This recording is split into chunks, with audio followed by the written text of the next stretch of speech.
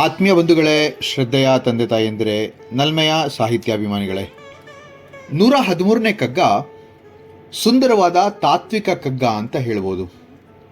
ಇಲ್ಲಿ ವಿಜ್ಞಾನ, ಗಣಿತ, ತತ್ವ, ಅಧ್ಯಾತ್ಮಗಳ ನಡುವಿನ ಸೂಕ್ಷ್ಮ ಸಂಬಂಧವನ್ನು ಅಪೂರ್ವವಾಗಿ ಹೇಳ್ತಾ ಹೋಗ್ತಾರೆ ಡಿ ವಿ ಜಿಯವರು. ಈ ಒಂದು ಕಗ್ಗದಲ್ಲಿ ವಿಶ್ವ ಹೇಗೆ ನಡೆಯಲ್ಪಟ್ಟಿದೆ, ವಿಶ್ವದ ರಚನೆ ಹೇಗಾಯಿತು, ಈ ಸೃಷ್ಟಿಯ ರಚನೆಯಲ್ಲಿ ಅಡಗಿರುವಂತಹ ರಹಸ್ಯಗಳೇನು, ಅಷ್ಟೇ ಅಲ್ಲದಲೇ ಈ ಒಂದು ತತ್ವ ಅಥವಾ ಈ ಒಂದು ವಿಚಾರವನ್ನ ಎಣಿಸಲ ಸಾಧ್ಯವಾದಂತಹ ಒಂದು ಬಗೆಯನ್ನ ಇಲ್ಲಿ ಡಿ ವಿ ಜಿಯವರು ಎಳೆ ಎಳೆಯಾಗಿ ಬಿಚ್ಚಿಡ್ತಾರೆ. ಇಲ್ಲಿ ಪ್ರತಿಯೊಂದು ವಿಚಾರವನ್ನ ವಿಜ್ಞಾನಿ ಹಾಗೆ ಇನ್ನೂ ಅನೇಕ ಹಿರಿಯ ಜ್ಞಾನಿಗಳು ಏನೆಲ್ಲ ಪ್ರತಿಪಾದನೆಯನ್ನ ಮಾಡಿದ್ದಾರೆ ಅನ್ನುವಂತಹ ವಿಚಾರವನ್ನು ಕೂಡ ಇಲ್ಲಿ ಹೇಳ್ತಾ ಹೋಗ್ತಾರೆ ಡಿ ವಿ ಜಿಯವರು. ಈ ಒಂದು 113ನೇ ಕಗ್ಗ ಹೀಗಿದೆ.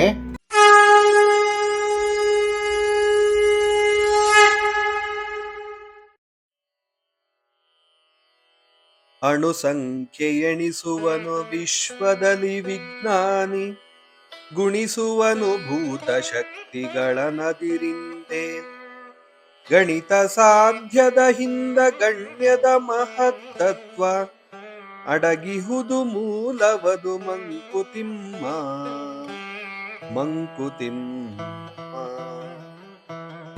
ಅಣುಸಂಖ್ಯೆ ಎಣಿಸುವನು ವಿಶ್ವದಲ್ಲಿ ವಿಜ್ಞಾನಿ, ಗುಣಿಸುವನು ಭೂತ ಶಕ್ತಿಗಳದ ನಿಂದೇನ್. ಇಲ್ಲಿ ಅಣುಶಕ್ತಿ ಎಣಿಸುವನು ವಿಜ್ಞಾನಿ ಅಂತ ಹೇಳಿದ್ರು. ಅಂದ್ರೆ ವಿಜ್ಞಾನಿ ವಿಶ್ವದಲ್ಲಿರುವಂತಹ ಅಣು ಮತ್ತೆ ಪರಮಾಣುಗಳ ಸಂಖ್ಯೆಯನ್ನ ಎಣಿಸ್ತಾನೆ, ಅದನ್ನ ಪಂಚಭೂತಗಳ ಶಕ್ತಿಯನ್ನ ಗಣನೆ ಮಾಡಿ ಗುಣಿಸ್ತಾನೆ. ಗಣಿತದಿಂದ ತಿಳಿಯಬಹುದಾದ ವಸ್ತುಗಳ ಹಿಂದಿರುವ ಆ ಅಳವಡಿಸಲಾಗದ ಮಹಾತತ್ವ ಇದೆಯಲ್ಲ, ಆ ಮಹಾತತ್ವ ಏನು ಅಂತ ಯೋಚನೆ ಮಾಡಿದ್ರೆ ಆ ಮೂಲ ತತ್ವ ಎಲ್ಲ ಬಹಳ ವಂದನೀಯವಾದುದು. ಅದನ್ನೇ ಭಗವಂತ ಅಂತ ನಾವು ಕರಿತೀವಿ. ಗಣಿತ ಸಾಧ್ಯದ ಹಿಂದ ಗಣ್ಯದ ಮಹಾತತ್ವ ಅಣಗಿಹುದು ಮೂಲವದು ಮಂಕುತಿಮ್ಮ. ಮಹಾತತ್ವ ಅನ್ನುವಂಥದ್ದು ಒಂದು ಮಹಾನ್ ವಂದನೀಯವಾದಂತಹ ಒಂದು ಭಾಗ. ಅಂದ್ರೆ ಇಲ್ಲಿ ವಿಜ್ಞಾನ ಗಣಿತದಿಂದ ಸಾಧಿಸಲಾಗದೇ ಇದ್ದದ್ದು ಮತ್ತೆ ಎಣಿಕೆಗೆ ನಿಲ್ಲದೇ ಇದ್ದದ್ದು ಅಥವಾ ನಿಲುಕದೇ ಇದ್ದದ್ದು ಈ ಒಂದು ಬ್ರಹ್ಮನ ಒಂದು ಸೃಷ್ಟಿ ಅಂತ ಹೇಳ್ಬೋದು. ಇಲ್ಲಿ ವಿಜ್ಞಾನಿ ಅಣುವನ್ನ ಅಥವಾ ಅಣುಗಳ ಸಂಖ್ಯೆಯನ್ನ ಅಥವಾ ಅಣುವಿನ ವಿಚಾರವನ್ನ ತನ್ನ ಬುದ್ಧಿಮತ್ತೆಯ ಸಹಾಯದಿಂದ ಬಹಳ ಸುಂದರವಾಗಿ ಅದನ್ನ ಎಣಿಸ್ತಾನೆ, ಗುಣಿಸ್ತಾನೆ, ಲೋಕದ ಮುಂದೆ ಇಡ್ತಾನೆ. ಆದರೆ ಅದರ ಹಿಂದಿರುವಂತಹ ಚೈತನ್ಯದ ಶಕ್ತಿಯನ್ನ ಆತ ಎಣಿಸಲಾರ. ಆ ಚೈತನ್ಯ ಎಣಿಕೆಗೆ ಸಿಗದು ಕೂಡ ಹೌದು. ಅಂತಹ ಎಣಿಕೆಗೆ ಬಾರದಂತಹ ಅಪೂರ್ವ ಚೈತನ್ಯದ ಒಂದು ಸುಂದರ ಹೆಸರೇ ಭಗವಂತ. ಆ ಭಗವಂತನ ಬಗ್ಗೆ ಬಹಳ ಸುಂದರವಾಗಿ ಹೇಳ್ತಾ ಹೋಗಿದ್ದಾರೆ. ನಾನಾಗ್ಲೇ ಹೇಳಿದಾಗೆ ವಿಜ್ಞಾನ ಅಣುವನ್ನ, ಇಲ್ಲಿರುವಂತಹ ಭೌತಿಕ ವಸ್ತುಗಳನ್ನ ವಿಚಾರ ಮಾಡಿ ಅದರ ಬಗ್ಗೆ ತರ್ಕಿಸಿ ಒಂದು ನಿಷ್ಕರ್ಷಕ್ಕೆ ಬರಬಹುದೇನೋ, ಆದರೆ ಆ ಅಭೂತಪೂರ್ವವಾದಂತಹ ಅಧ್ಯಾತ್ಮದ ಒಂದು ಚರಿತ್ರೆಯನ್ನ ಅಥವಾ ವಿಚಾರವನ್ನ ಹೇಳೋದು ಅಷ್ಟು ಸುಲಭವಾದದ್ದಲ್ಲ. ವಿಜ್ಞಾನಿ ಅಣುವಿನ ಸಂಖ್ಯೆಯನ್ನೇನೋ ಎಣಿಸಬಹುದು, ಶಕ್ತಿಗಳ ಪ್ರಮಾಣವನ್ನು ಕೂಡ ಗುಣಿಸಬಹುದು. ಆದರೆ ಆ ಅಣುವಿನ ಹಿಂದೆ ಇರತಕ್ಕಂತಹ ಚೈತನ್ಯ, ಆ ಶಕ್ತಿಯ ಚಲಿಸುವ ಮಹಾತತ್ವವನ್ನ ಗಣಿತಕ್ಕೂ ವಿಜ್ಞಾನಕ್ಕೂ ಹಿಡಿಯಲು ಸಾಧ್ಯನಾ? ಆ ತತ್ವ ಏನು ಅಂತ ಇಲ್ಲಿ ಡಿ ವಿ ಜಿಯವರು ಸುಂದರವಾಗಿ ಹೇಳ್ತಾರೆ. ಅದು ಭಗವಂತ. ಅದಕ್ಕೆಲ್ಲವೂ ಶರಣಾಗಲೇಬೇಕು ಅಂತ ಹೇಳ್ತಾರೆ. ಇಲ್ಲಿ ಡಿ ವಿ ಜಿಯವರು ವಿಜ್ಞಾನವನ್ನ ತಿರಸ್ಕರಿಸಲ್ಲ, ಬದಲಿಗೆ ಅದರ ಮಿತಿ ಅಂದ್ರೆ ಲಿಮಿಟ್ ಅಂತಾರಲ್ಲ, ಅದನ್ನ ಸೂಚಿಸ್ತಾರೆ. ಇಲ್ಲಿ ವಿಜ್ಞಾನಿ ಹೇಳ್ತಾರೆ, ಅಣುವಿನೊಳಗೆ ಎಲೆಕ್ಟ್ರಾನ್, ಪ್ರೋಟಾನ್, ನ್ಯೂಟ್ರಾನ್ ಅಂತಕ್ಕಂಥದ್ದೆಲ್ಲ ಇದೆ. ಅದರೊಳಗೆ ಕ್ವಾರ್ಕ್ ಇದೆ. ಶಕ್ತಿಯ ಸೂತ್ರ E=mc² ಅಂತ ಹೇಳ್ತಾರೆ. ಆದರೆ ಒಂದು ಪ್ರಶ್ನೆ ಅಂತೂ ಉಳಿದೇ ಬಿಡುತ್ತಲ್ವಾ, ಈ ಅಣುವಿಗೆ ಶಕ್ತಿ ನೀಡಿದವನು ಯಾರು? ಈ ನಿಯಮವನ್ನಾಗಿಸಿದವನು ಯಾರು ಅಂತ ಹೇಳಿ. ಗಣಿತ ಹೇಳುತ್ತೆ ನೋಡಿ, ಇಷ್ಟು ಇದ್ರೆ ಇಷ್ಟು ಫಲ ಅಂತ. ಆದರೆ ತತ್ವ ಹೇಳುತ್ತೆ ಇದೇಕೆ ಇದೆ ಅಂತ ಹೇಳಿ. ಪಂಚಭೂತಗಳ ಉದಾಹರಣೆ ನಾವು ನೋಡ್ಕೊಳ್ತಾ ಹೋಗೋದು. ಭೂಮಿ ಭಾರ ಮತ್ತೆ ಘನತೆಯ ಪ್ರತೀಕವಾದರೆ ಜಲ ದ್ರವದ ಗುಣ, ಅಗ್ನಿ ಉಷ್ಣಶಕ್ತಿ, ವಾಯು ಚಲನಶಕ್ತಿ, ಆಕಾಶ ವ್ಯಾಪ್ತಿ. ವಿಜ್ಞಾನಿ ಇದೆಲ್ಲವನ್ನ ಗುಣಿಸಿ ಅಳೆಯಬಹುದು, ಆದರೆ ಈ ಗುಣಗಳು ಬಂದ ಮೂಲವೇನು, ಈ ಶಕ್ತಿಗಳು ನಿಯಮಬದ್ಧವಾಗಿ ನಡೆದುಕೊಳ್ಳೋದೇಕೆ ಅಂತಕ್ಕಂತಹ ವಿಚಾರವನ್ನ ಹೇಳೋದಕ್ಕೆ ಸಾಧ್ಯ ಆಗಲ್ಲ.